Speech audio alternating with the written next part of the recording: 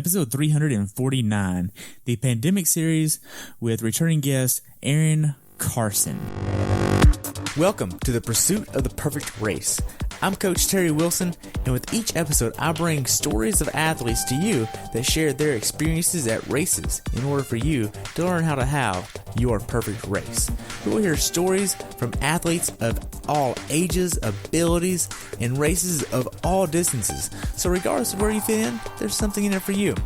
Thanks for spending some time with me today. Now let the pursuit begin.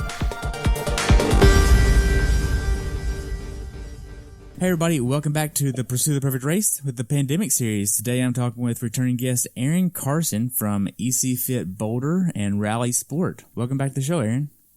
Thanks, Terry. Great to be here. Yeah, so how you been? Oh man, that's a loaded question, isn't it? It is. I've been up, I've been down, I've been left, I've been right. I think definitely going through a series of emotions. Probably sitting here 5 weeks into the shutdown of my business, Rally Sport, the health club in Boulder, where many of the familiar pros train. I think we're sitting in a place of acceptance that this is kind of our new normal, and how are we as a community going to come together for Rally Sport to be a better place when we're able to open and get back with our friends and our friends. It's been a really interesting, crazy time.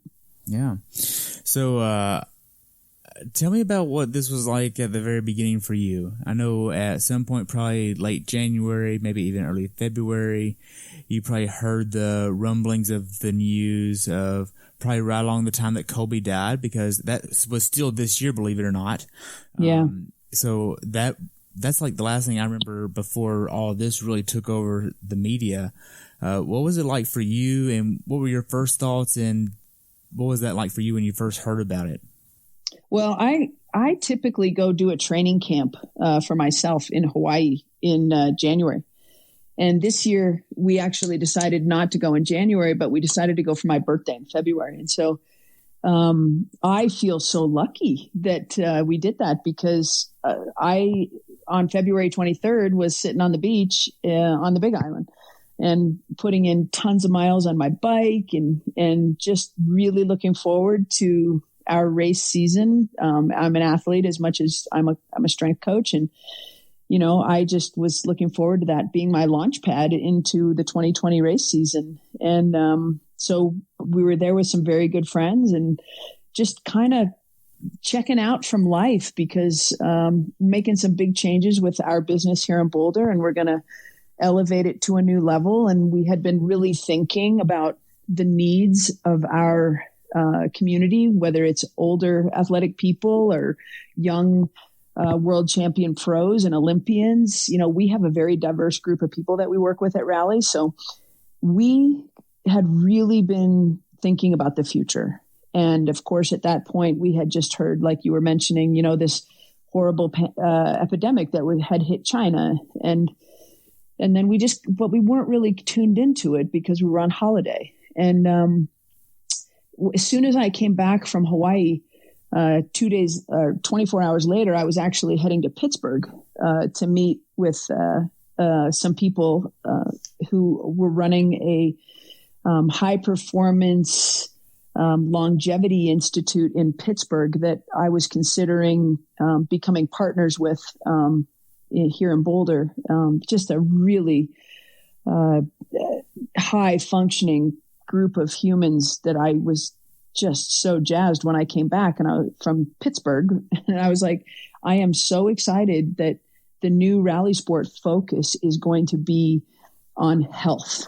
And I've been using, as part of my social media platform, a hashtag that some educators of mine had kind of shared with me. And we all decided that healthy was probably the best way to be super fit and to be super fast. And if our athletes and our clients didn't first come from a sound foundation of health, that it didn't matter how fast they could run, one and done and racing and pain and degenerative this and unhealthy tissue and that's just not worth it, when it comes to performance.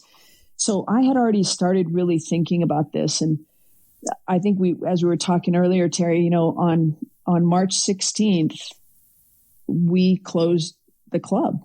And I've worked at that club for 30 years and I've never not worked for this long. And we closed it because it was the right thing to do and people's lives and health were at risk. And we didn't want to be on the wrong side of history with that. So we took a big step back and then the world just changed for everybody, not just us. So here we are 5 weeks later. I'm an optimist, I'm still super passionate and excited about the future. I just don't know when the launch comes. So, right. So, when did you actually go like, that's just something that's happening over in China. That's not going to impact us. Okay. Yeah. That might impact some of the businesses that get their stuff from China that's in the triathlon world. Right. Like Boco. I think Boco was one of the first ones I saw that was impacted. And then, first one I saw was Adiday. What's that? The recovery company, and they have an amazing, Tim O'Donnell is sponsored by Adiday, and they have the big massage chairs and stuff like that. And they have a gun like a Theragun, but it's their gun, percussion therapy for recovery. And they had come to the club and they're like, we want to work with you, EC Fit, to get this out to your athletes. And they had a gun that not only had percussion therapy, but it also supplied heat. And I was like, oh my God, can I get one of these? And he was like, no, because we can't get anything out of China. And I'm like, you're kidding. This is horrible. So there's an exciting new product from a company called Adiday when we can get them. That's coming. But that was my first realization of what was really happening. But okay, so that was the first impact for you. When did the actual switch flip of like, okay, this is going to be a pandemic. This is going to really impact my life. This is going to impact a lot of people's lives. And then when did that really start hitting for you? I think it probably really, I think I was in a state of disbelief for the first 2 weeks. Like that, I kept thinking it just kept going the wrong direction. Like it wasn't coming back. Like we weren't going to open. And then they started canceling races. And then I started really realizing that how many lives were at risk because of this virus that we didn't understand. I talked to another very good friend of mine, David Harris, and he recommended, time out. The first person that really gave me a good recommendation was to listen to Dr. Zach Bush chat about the pandemic. And that was Matt McElroy, a U.S. triathlon, hopefully Olympian for 2020 Tokyo. And he said, Erin, you got to listen to this. You got to listen to this guy. He's amazing. And I listened to that podcast and I was like, oh my God. Yeah, this is going to be a while. Yeah. So I'm trying to get in touch with a gentleman that I spoke with about his win at a race once named Ed Baker. He posted something on January 26th saying that the R naught of this is between 2.7 and 3.6 as scientists are looking at right now based on the numbers that they see. Is anyone else thinking this is going to be a global pandemic? And like nobody really gave that even a thought. It was January 26th, Kobe had just passed away and like nobody was really thinking of really what's going on in China. Like whatever, but I mean, he zoomed in right on the actual number that matters and was like, "This is important." And now looking back on it is like, "Wow, how did you know?" Like, and then, it's all hindsight 2020, but it's like this was a big deal, and we weren't prepared. No, we were not. I don't think as Americans we're programmed to even think like that. We're just not wired like that. Man. So have you personally been registered for any races that were canceled or postponed yet? Oh, yeah. I was scheduled to go to the Big Island to race Lava Man, which is probably the most fun race in the planet. That is just a kick in the pants. And we've done that for about the last 10 or 12 years. That's just a nice little Olympic distance. And so that got canceled. And then I was scheduled to go on a bike trip to Mallorca with a group of triathlon friends. And that got canceled. We were like, well, maybe Spain will be okay. It's like Spain. Then Spain was like, whoop. They were like one of the worst countries on the planet. And then we were like, well, maybe they'll get through it fast and we'll still go on our trip. It's like, nope. So that got canceled. And they haven't canceled the half Ironman Calgary right now. That's my big race of the year because I'm at the top of my age group right now. And I did Nice in the fall, and the last thing I need is another giant triathlon year. So I'm really working hard on my business, my online business, my coaching business. I'm working hard to redesign Rally Sport, our brick and mortar training facility. So I highly doubt that July 26th, Calgary 70.3 is going to happen. I mean, I'm Canadian. I can probably go across the border to see my mom. But I think if I just was going to a race tomorrow, they probably would be like, no, you're not coming across the border. So, yeah. So moving forward a little bit, how have you actually been impacted? I know Rally Sport is your business. You're a co-owner of that, 40,000 square feet up in Boulder. What's it been like for you? I know that you have a substantial number of employees that work under you.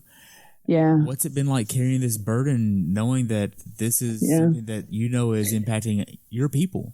Well, I'm very thankful. You know, Rally Sport's a 40-year-old business and a 40-year-old building, and we have 39,000 square feet. We have 160 employees, young employees. I'm very thankful to the U.S. government for coming up with the CARE Act and payroll protection program. I'm very thankful to our members who have continued, at least the ones who can, to continue to support us to the level that they are able financially, to help us continue to employ our staff and our team. But at the same time, we're in a phase, we're early still in this phase of recovery. I don't know what it's going to look like, when we get reopened. You talk to a restaurant owner, they're only as good as that night's covers. They're going to be offered the opportunity by the government to open up at half capacity, and maybe in some cases even 1/3 of a capacity, just because of the social distancing. And many of them can't make those numbers work, and we're looking at two models right now. The European model, the clubs haven't started opening yet, the health clubs and the fitness centers in Europe. They are starting to open in Asia. And, the bottom line is you line up at the door, they take your temperature, everyone has to wear a mask. They've unplugged every other treadmill. They're maintaining all the social distancing rules. There's no locker rooms. There's no swimming pools. Now, this is in Asia. I think the Center for Disease Control here in the United States has deemed swimming pools as safe. The question is, there won't be locker rooms. Like, you're not going to be able to change. So we have an outdoor pool, and I'm working hard to communicate with the governor here in Colorado to give us that opportunity to open our outside area. And, our pool, they'll probably have to measure it, and I'll be like, okay, well, you can put 3 people in your pool, your 5-lane pool. So people are going to have to reserve, 30, I would probably begin with 30-minute sessions, and people can reserve a lane, but there's no master's workout because you can't gather at the end of the pool. So we're used to having 20 people in our pool at once, or if not 25, 5 people in a lane. So it's going to be really interesting, and then they have to trust us. The government has to trust us. Our members have to trust us, and they have to trust each other. So yeah, I think we're still weeks away from decisions, but the people who are making these decisions are not educated in our community either. And I want to play a role in that if I can. Yeah. So, what about groceries and food and all that fun stuff? Have you had any issues getting anything? Oh my gosh. No, Boulder, we're just lucky right now. I mean, we're starting to see now as of this recording today, many of the meat packing facilities and these groups of people who provide so much for all of us. I mean, I don't work in a meat packing facility. I don't work in a field. I did grow up picking raspberries up in British Columbia, but so I understand that journey. Of course, most of that's done by machines up there now, but there's just this whole group of people who provide for us who are now getting sick at very alarming rates, 8, 9 people, and they're closing all of these facilities. So as of right now, I haven't seen anything. We're shopping once every 2 weeks. We have neighbors. They're like, okay, I'm going to Whole Foods. What does everyone need? And, we kind of create different helpful situations in our neighborhood. And, our grocery stores here in Boulder just went to one-way only lanes. Like once you go into Whole Foods, you can't turn around or something. It's like, what if you forget carrots? And I was like, we were talking to Rinny yesterday because she went to the grocery store and she goes, oh, I felt so bad, but I couldn't go back and get a cucumber and I needed a cucumber, because you can't go against the flow. And if you're following the rules, if you forget the cucumber, you just don't get it until you come back in the front, which means go back and get in line. So that's what it looks like in Boulder right now. Man, so how's your motivation in mental health right now? Well, I'm busy staying really positive. I mean, that's how I'm wired.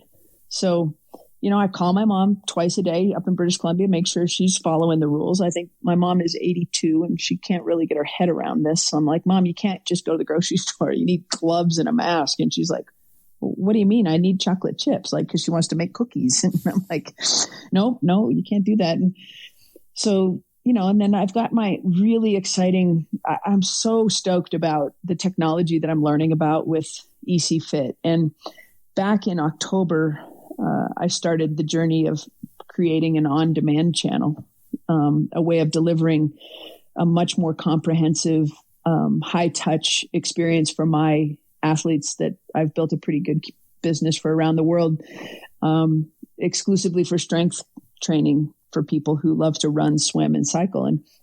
And some of the pushback that I would get is there's not enough instruction. There's not enough cueing. And so I knew that we had to uptick that. And so I started doing some filming in October, November, but at the same time, I'm running a business and, blah, blah, blah. And we were going to launch this thing in May of this year. And we pulled the trigger 2 weeks ago, April 6th, and we launched the EC Fit on demand. And we're super stoked. We have over 30 episodes filmed.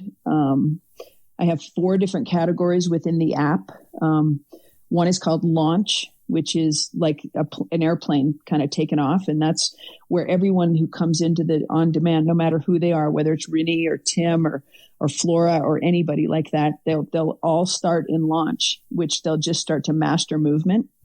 And then the next category is Climb. And within Climb, movements become more challenging. There's supersets. There's some circuits.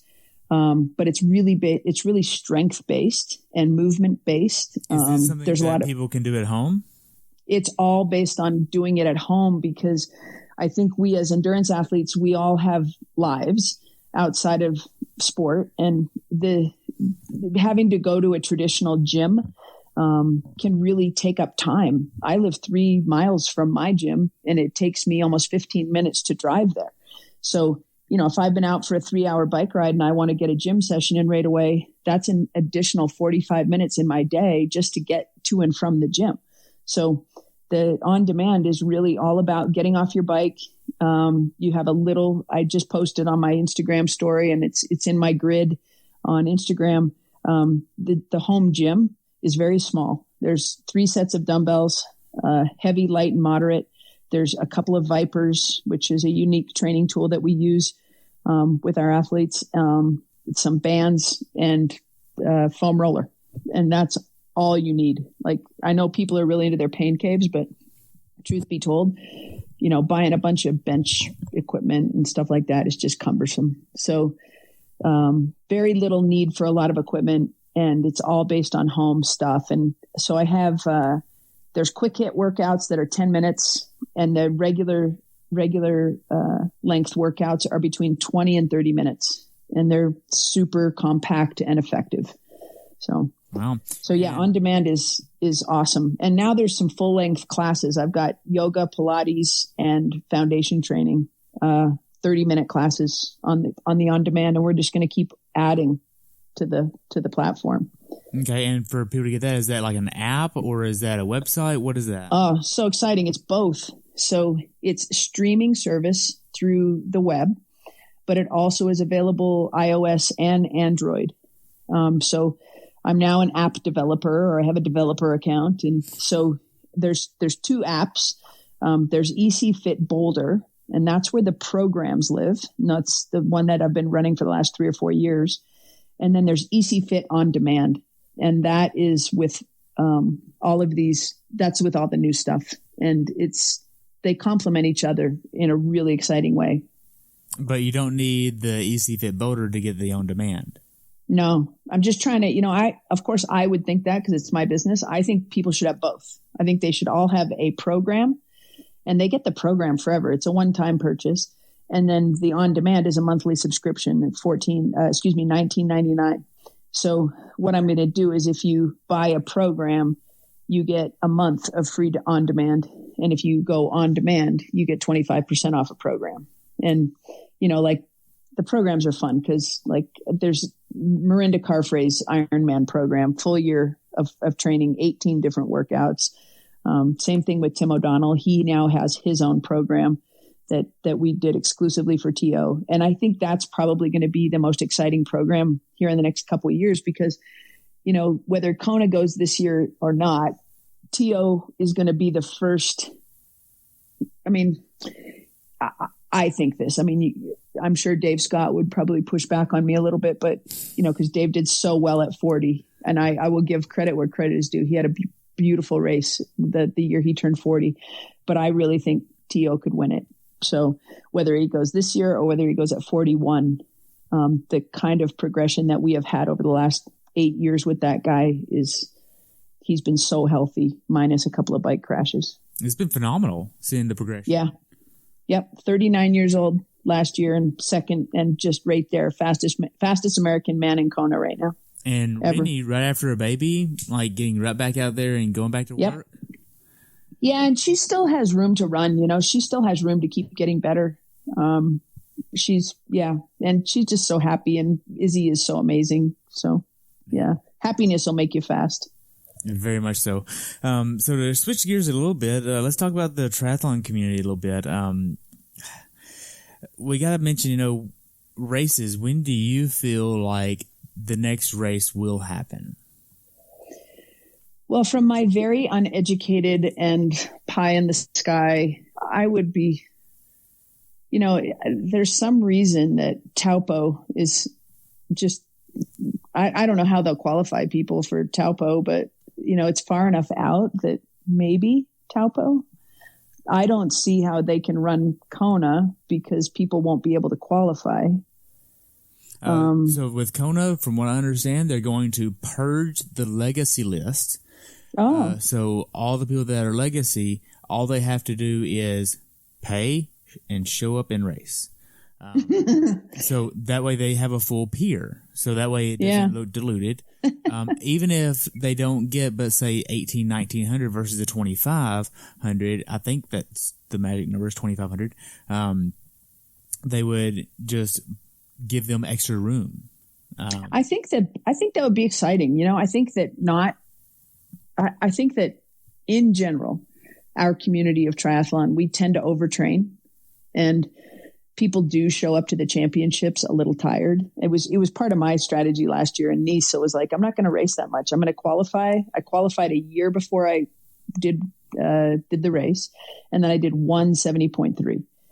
And and Tim wasn't able to race because he crashed on his bike and he had broken ribs, and then he hurt his foot. And, so his training load was low. But, Julie Dibbins is a spectacular coach. I mean, she knows how to dole out intensity. And I think that's why T.O. did so well. He just was fresh and ready to go. So here that the whole first half of the season, there's no racing, might make for the most exciting Kona ever. It might.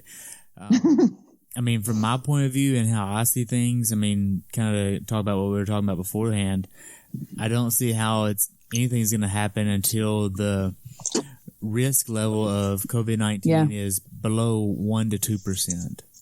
Right. And to get to that, we're a long way away from that. So, I mean, there's got to be some kind of objective measures out there to measure, are we making progress or are we not? And right. I mean, honestly, the economy is going to be shell-shocked in the meantime.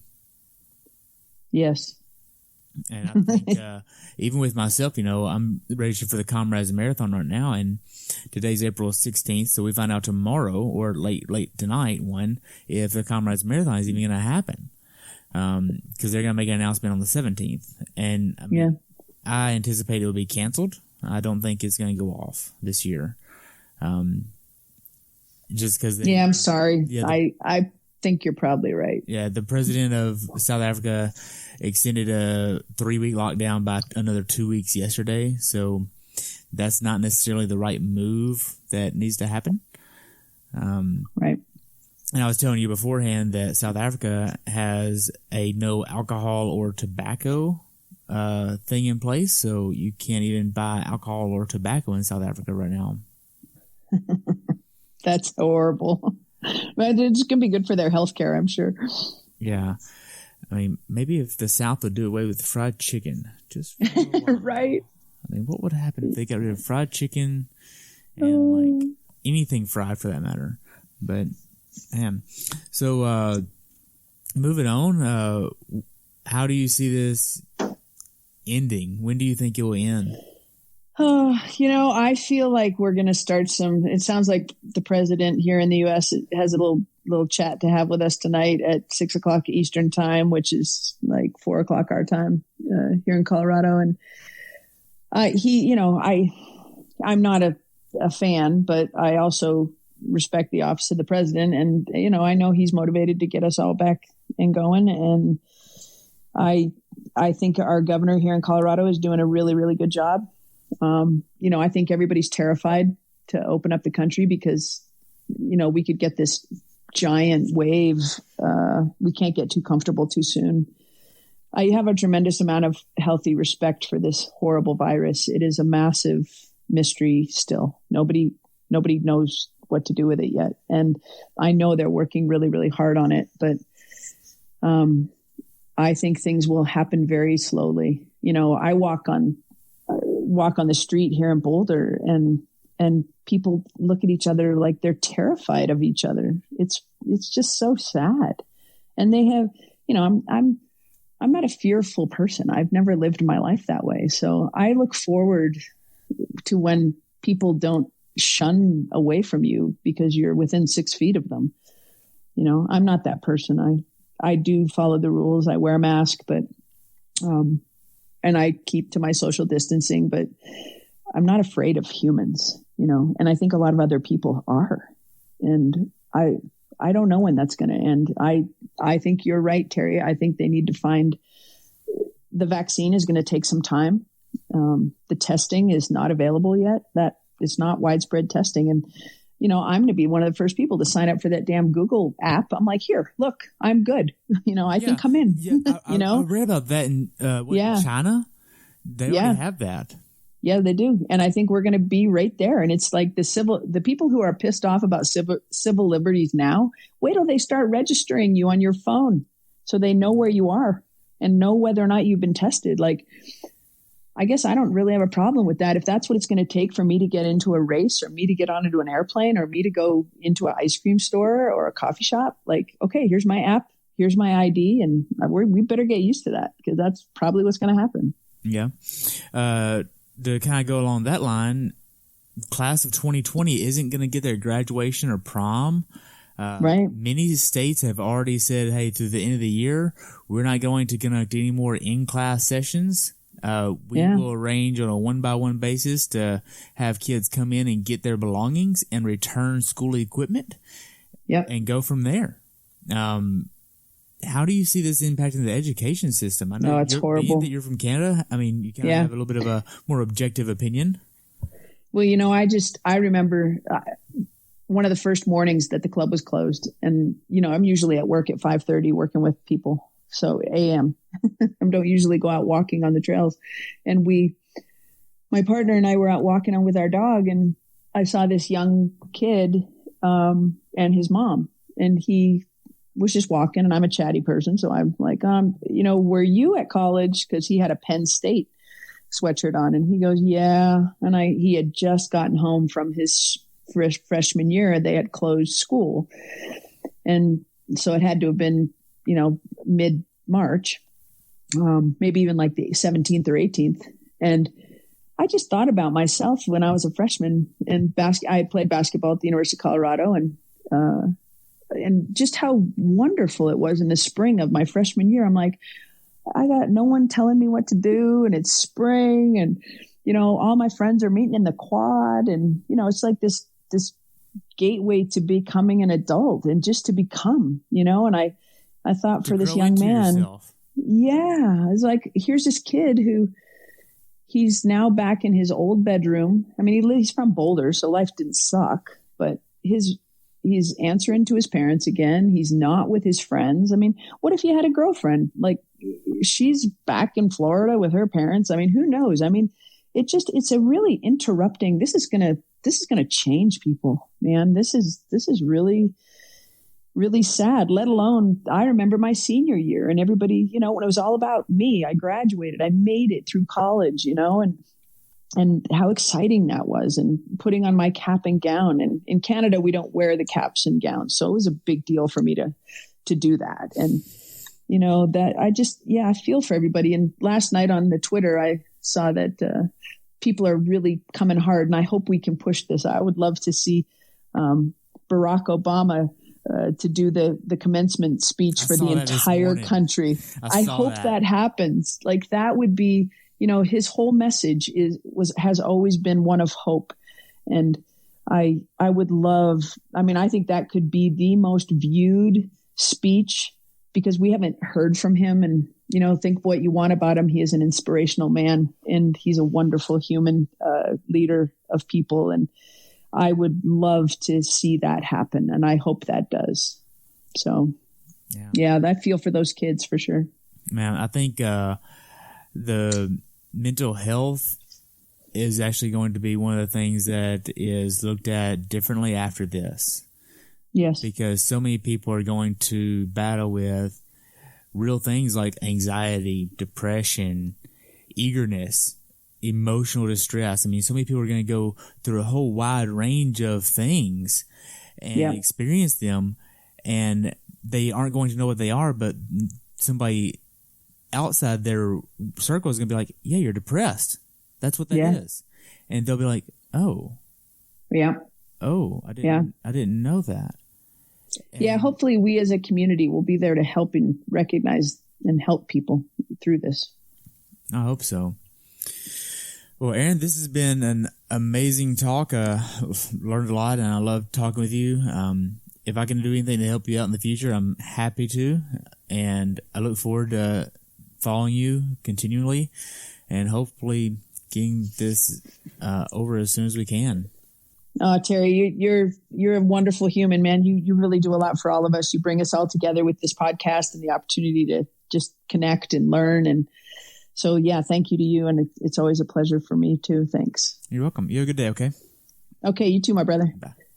Thanks for tuning in today. I hope you were able to learn something from today's episode. If you enjoy the show, please take a minute to leave a review on iTunes or share it with a friend. Be sure to subscribe so you never miss an episode. If you'd like to see pictures from this athlete's race, learn more about who I am, what I'm doing, or be on the show yourself to share your story, check out my website at CoachTerryWilson.com. Until next time, continue the pursuit.